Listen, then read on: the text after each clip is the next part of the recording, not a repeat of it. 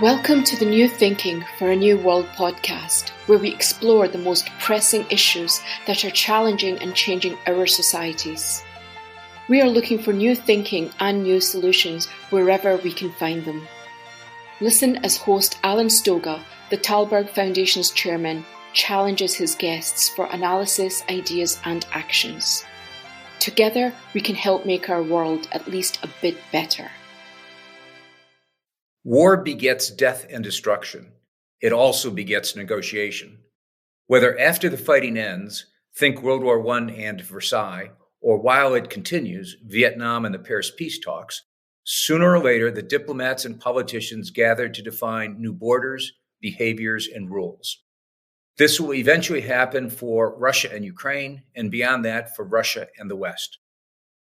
The podcast that follows with Atlantic Council geopolitical expert Emma Ashford was recorded before Russia attacked Ukraine. That attack shattered the European security structure that had evolved after the Cold War ended.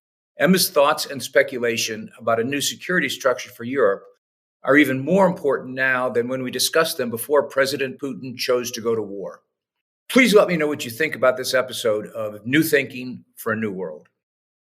Emma Ashford is an expert at the Atlantic Council in Washington who is deeply steeped in the political and security issues that frame the conflict and probably the solution between Russia and the West. Welcome, Emma. Thanks so much for having me. Let's start with the problem. A friend of mine recently wrote that the inescapable reality, his word, is that Russia has overcome a prolonged period of weakness and now sees itself again as a great power with security interests, which it will and can defend. That drives the need for a new security order in Europe. Would you agree with that? I think that's pretty much right. I might refine it a little. I'm not sure Russia ever really stopped being a great power. For many years in the US, I think there's been this tendency to downplay Russia, to argue that Russia's in decline, that it's just a country masquerading as a gas station, as I think it was John McCain once put it. But the notion that Russia is just not a problem anymore. And that is not true. Russia has always been a major power. It had this period of prolonged weakness in the 1990s, but it has been rebuilding its military strength over the last decade and a half. It is relatively wealthy, even if that wealth is largely dependent on oil and natural gas.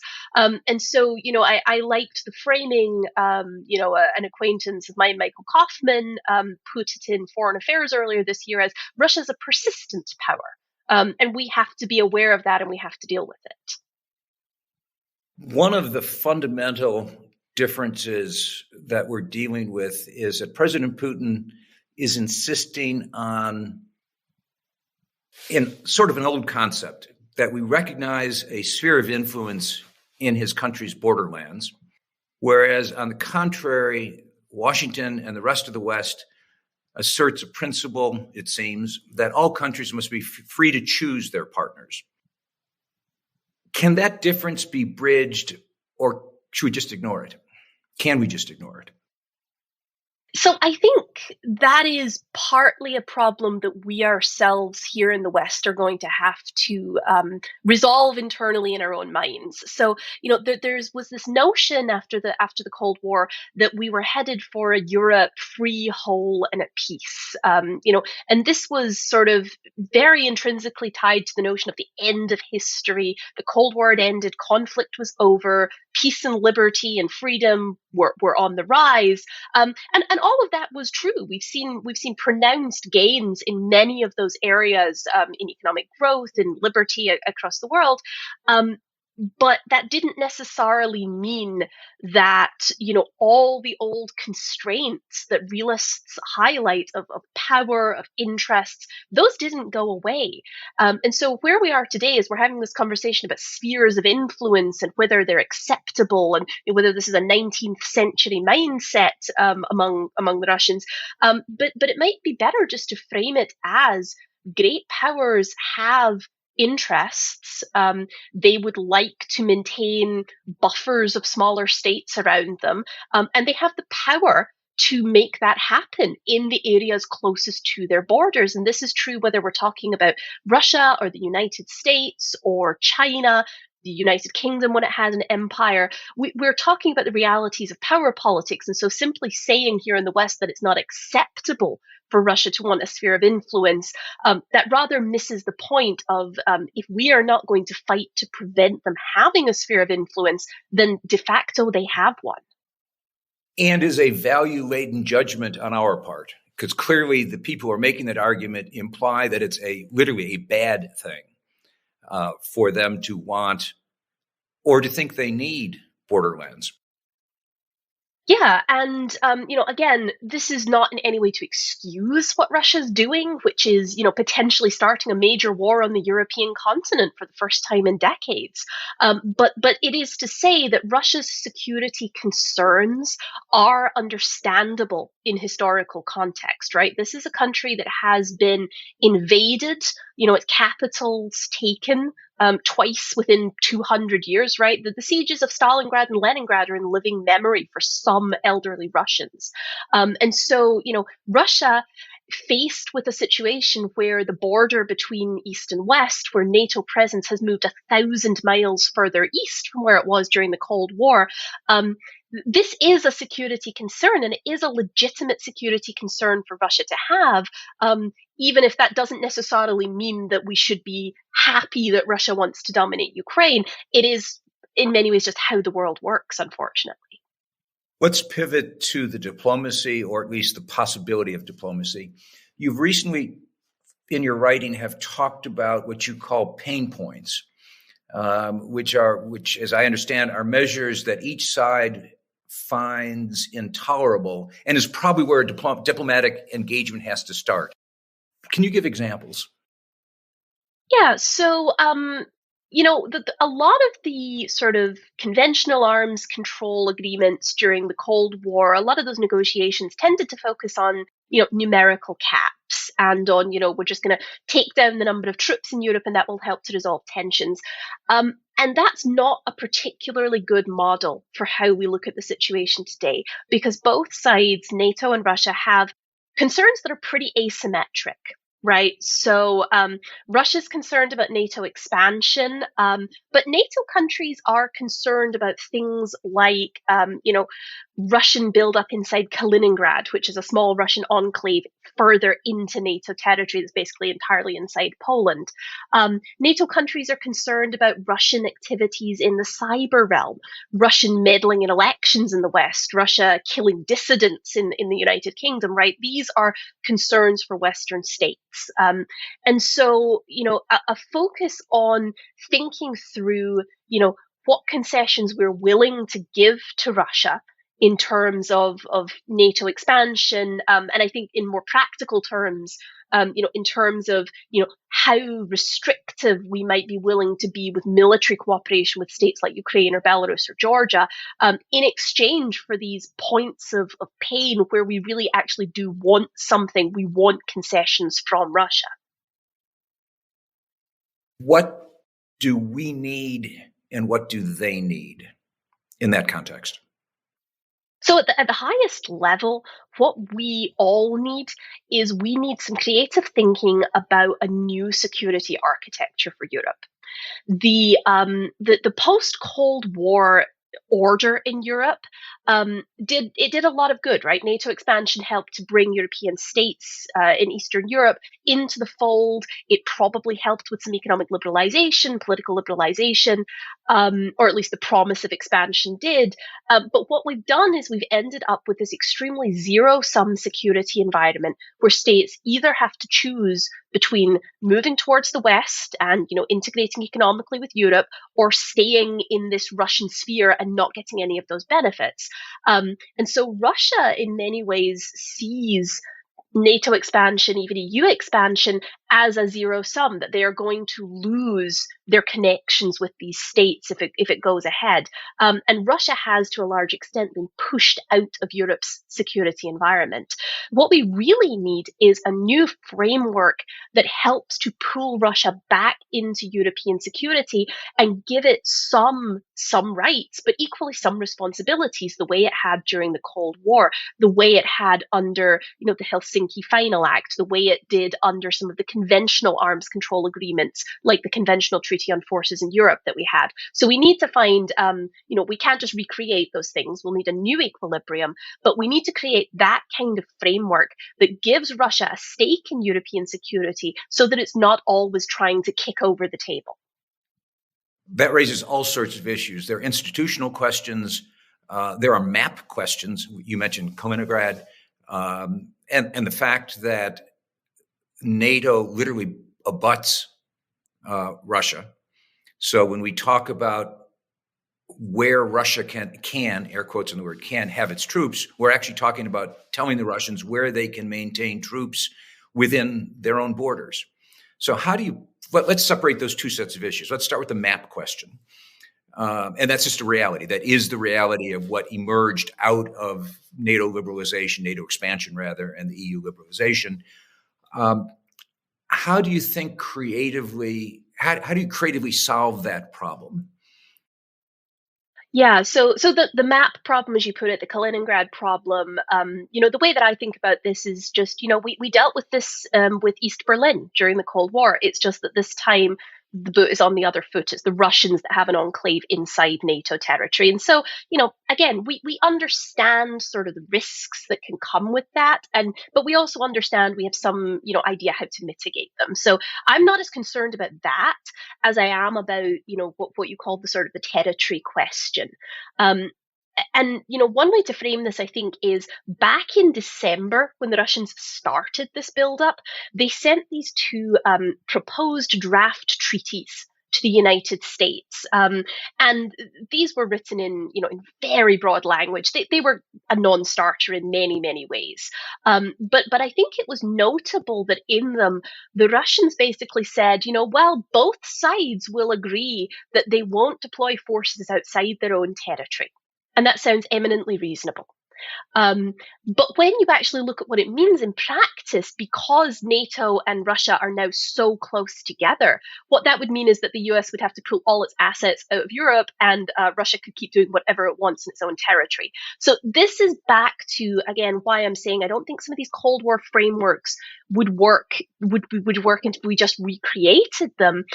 We need to think instead about some more creative ways to do this. So the Treaty on Conventional Forces in Europe, for example, had a series of concentric rings in which both sides during the Cold War could maintain certain levels of conventional forces. And we might think about something like that, right? So dividing out segments of Russian territory and territory that's within NATO, where both sides could maintain certain levels of forces. And the bit that I think is going to be a particularly hard sell here, particularly in the current environment, is that in order to get that level of concessions from Russia on what it does in its own territory, the US and NATO partners are almost certainly going to have to accept some limits along the lines of the ones that we used to have about permanent basing in Eastern Europe. And we've kind of got around that by calling it a rotational presence, but we'd almost certainly have to give up something there to get those Russian concessions. That's going to be a really hard sell in the current environment. And in any imaginable future environment because of Poland. Right.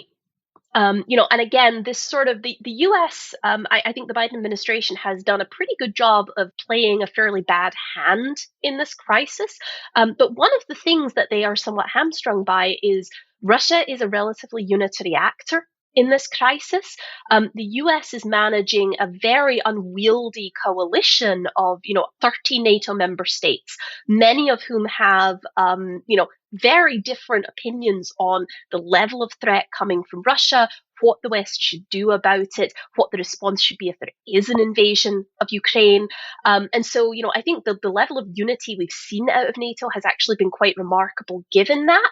But that doesn't mean it's going to be any less of a problem in getting to a diplomatic solution.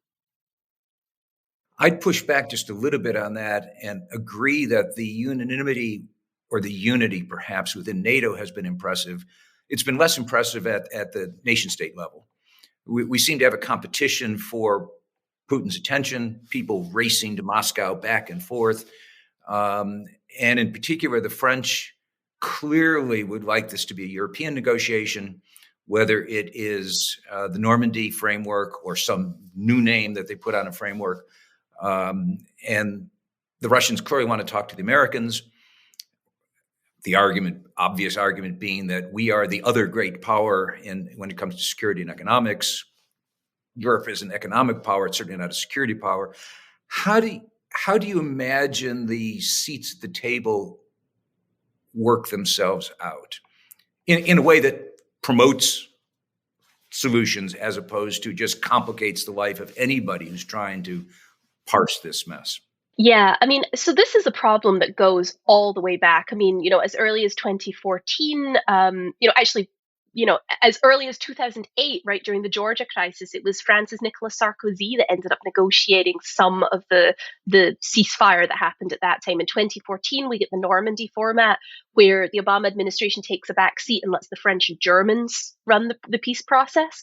And I think, the fact that Russia is now coming to the United States, it's partly this superpower to superpower thing, but it's also partly a reflection of the fact that the Normandy format had largely failed. It had stalled. It wasn't making much progress. And the French and the Germans were either unable or unwilling to put enough pressure on Kiev on the Western side to try and make the Minsk process succeed. And so I think that's part of the reason why Russia is trying to, again, make this US-Russia only. And the Biden administration, I think, has been fairly clear that they think it's helpful to have European leaders like Macron engaging in separate conversations, rather than it just trying to be one unified front. I do think that if any serious deal is to be struck, though, it is going to have to be the United States taking the lead, hammering out something workable with Moscow and maybe on the side with some of the major European allies like France, and then coming back to NATO and trying to find a way to make that work among the alliance. I think, the other approach, which is, you get everybody in NATO on side first, and then you go to Moscow, ends up with a lowest common denominator position that is just never going to yield results. And encourages the Russians to keep on upping the pressure. Yes, though as the prolonged negotiation goes on. Yes, exactly. Though admittedly, from where we are, this week, next week, I think at this point, there's not much more the Russians can do to up the pressure short of actually initiating a military conflict. I would just say, however, that, again, this has been portrayed very much as sort of a war or peace negotiation. And I will say that I think, even in the event that Russia initiates a conflict, we are going to have to end up talking about some kind of security settlement like this eventually. And so even if a conflict happens, even if the proposed sanctions are done in response, even if the lines harden between NATO and Russia over this, I still think that we're going to come back to these questions in diplomatic negotiations at some point. And if that's the case, then it would be far, far better to do it now before a war happens. Do you know leaders that sound like these? Leaders, young or old, who are changing the world? Who are not content with what is and are willing to work for what could be? If so, nominate them for the Talberg SNF Eliasson Global Leadership Prize at talbergprize.org. That's TALLBERG prize.org. Let's go back to NATO expansion. I can't find anyone anywhere that thinks it's a great idea, other than the Ukrainians, to have Ukraine and Georgia in NATO anytime soon, probably anytime in my lifetime. Yet we're pounding on the table about principle. It would seem if war can be averted by agreeing not to do something that nobody wants to do, there ought to be a way to find that agreement. Is that too simple-minded? No, I think that's pretty accurate. I mean, I guess let me say sort of two things. One is that the question of Ukraine and Georgia in NATO has become more of a sort of it's a political statement than anything else. It's not about reality. It's not about whether these states are going to join soon.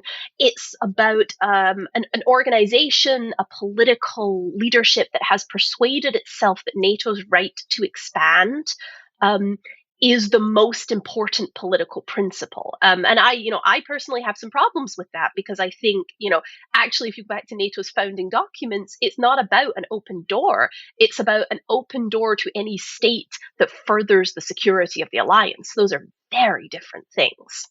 Um, but on the more practical side, in terms of can we just promise NATO won't expand to Ukraine and Georgia, and that will appease the Russians, I do think it is too late for that.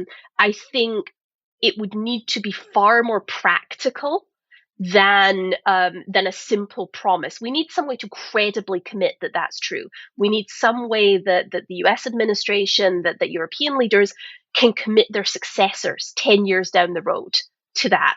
And so that's why, again, I would argue in favor of thinking about conventional arms control, limits on cooperation with Ukraine or Georgia or other states, ways to de facto shut that open door that are verifiable, that the Russians can see it's happening, but not necessarily just this political promise.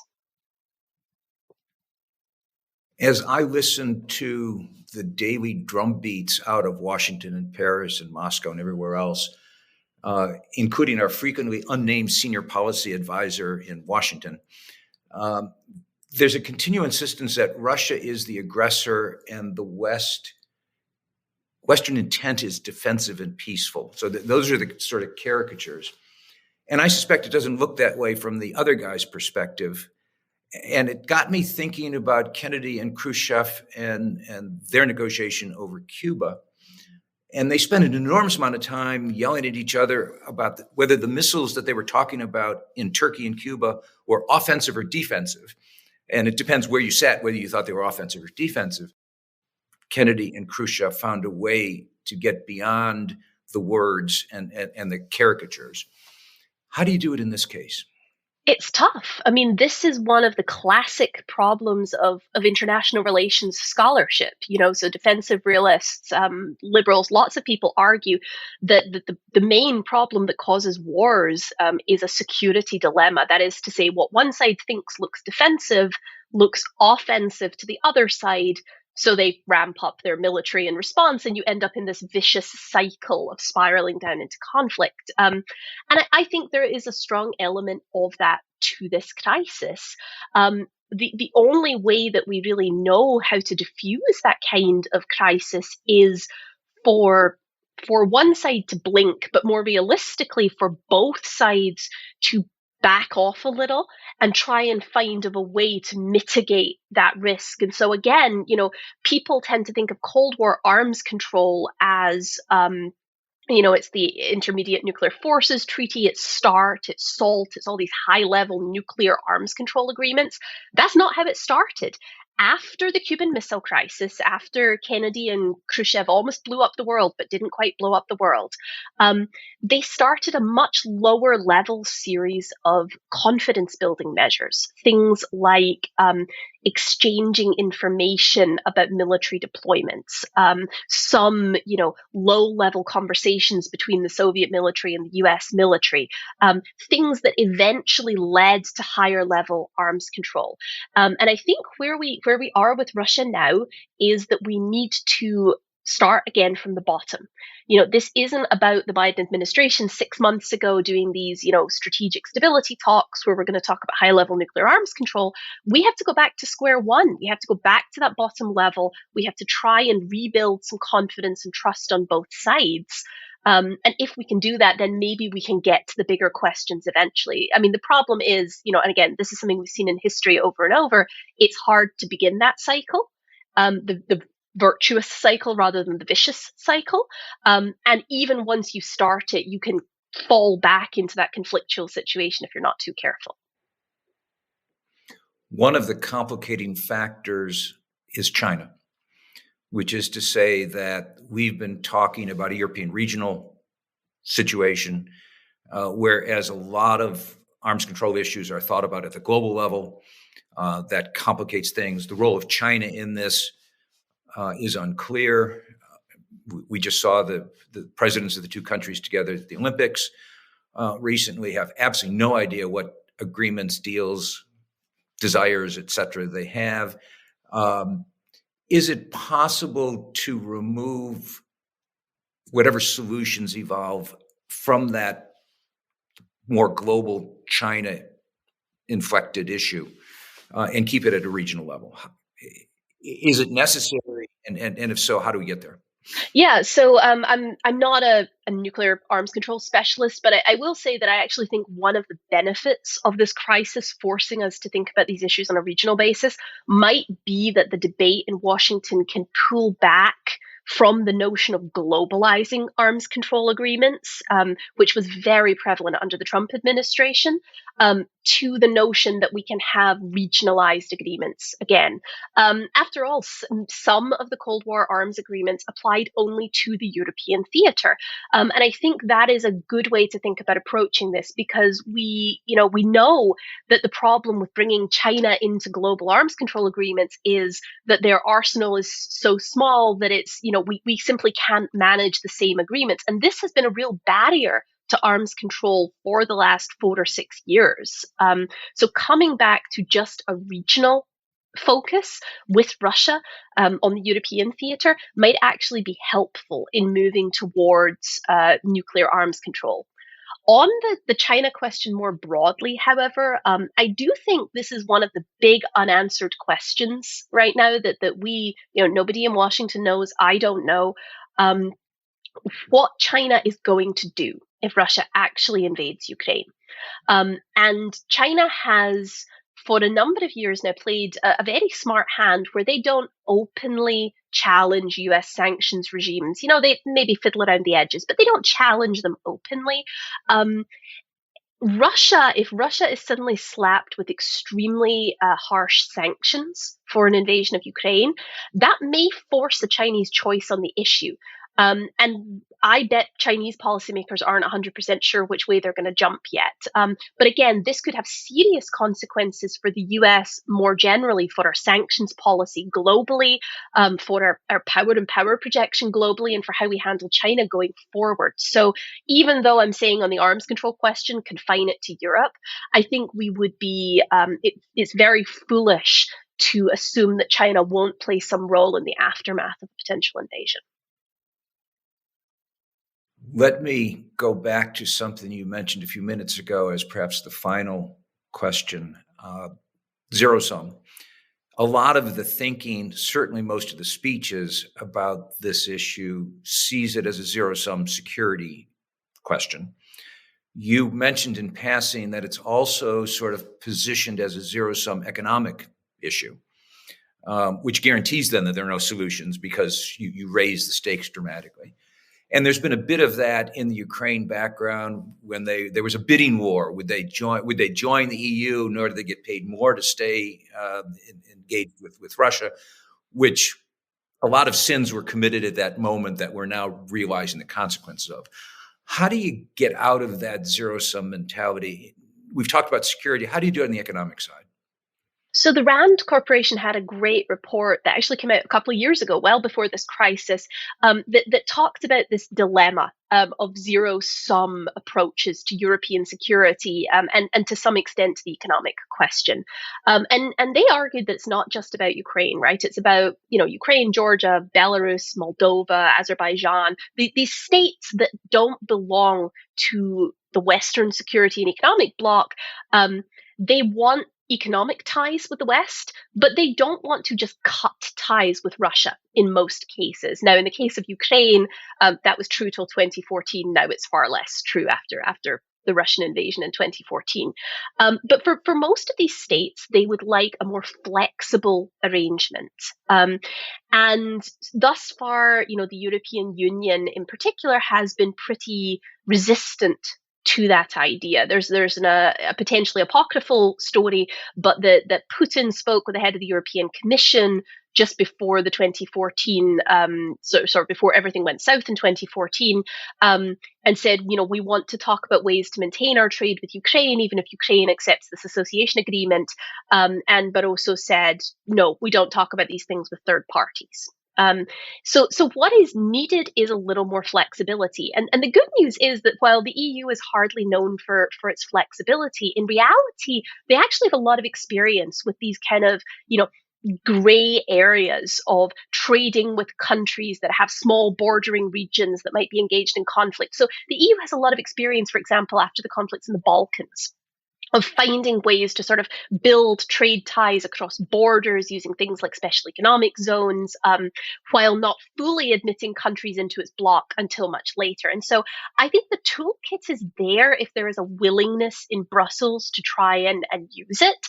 And while I don't think that would form the basis of any security deal that we're going to see between the West and Russia in coming days, that is also a core component of resolving the broader standoff. And it's something that longer term, I think the European Union in particular is going to have to think about. It's an important point because part of the problem with the Cold War framing of this is a tendency to say you're either on my side or that side. And so we don't want to certainly don't want to encourage people to be able to move back and forth between the blocks, because we're thinking in block terms again, which is silly and not helpful. As you've said, regardless of what happens in the next days and weeks, sooner or later, there will be a negotiation. Whether that negotiation is after the calamity of actual war or in place of the calamity is yet to be decided, but we need to explore these concepts. So thank you for both your comments and the work you're doing on these issues. Thanks for having me. Hopefully the next time we speak, things will be in a better place. Thank you for joining us. Please rate our show on Apple Podcast and subscribe. Meanwhile, you can find us on Facebook, Twitter, and Instagram, or you can subscribe to our newsletter at tallbergfoundation.org to learn more about our work. That's TALLBERG foundation.org. Thank you, and we'll be back again next week for another episode of Tallberg's New Thinking for a New World. This podcast was brought to you through the generous support of SNF, the Stavros Niarchos Foundation.